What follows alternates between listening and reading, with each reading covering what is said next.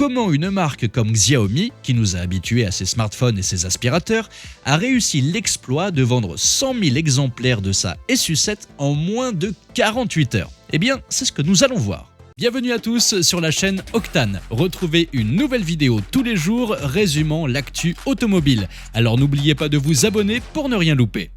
Parlons de quelque chose d'aussi improbable que de voir un kangourou faire du ski dans le désert. Xiaomi, le géant chinois de la technologie, a réussi à vendre plus de 100 000 voitures électriques en moins de 48 heures. En effet, son premier modèle, répondant au doux nom de SU7, fait carton plein. Mais comment diable ont-ils fait ça ?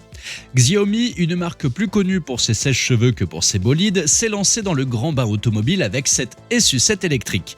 Et les Chinois en raffolent comme des pandas devant un bambou frais. À peine lancée, il y a 5 jours, elle est déjà en rupture pour 2024.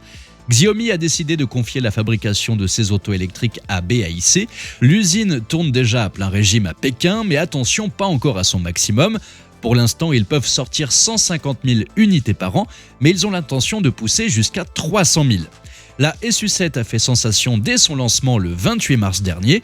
Les gens se sont précipités chez Xiaomi Auto à Shanghai. Des essais ont même été programmés jusqu'à 3 h du matin. Mais pourquoi un tel engouement ? Pourrait-on simplement attribuer cela à un prix alléchant ? La SU7 est proposée à partir de 215 900 yuan, soit environ 27 500 €. Certes, c'est un très bon rapport qualité-prix, mais cela reste une habitude en Chine.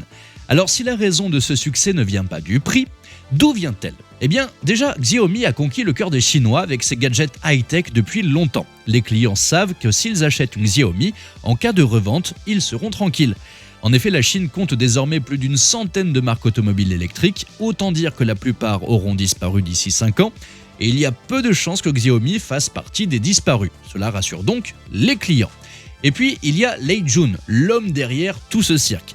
Cet Elon Musk avec une touche de Bruce Lee a réussi à transformer le lancement de cette SU7 en un spectacle digne des grandes heures de Steve Jobs.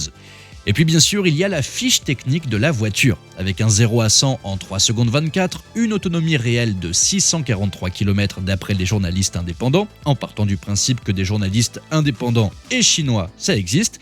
Si la SU7 confirme son succès, rien n'empêche Xiaomi de la lancer à l'assaut du marché international.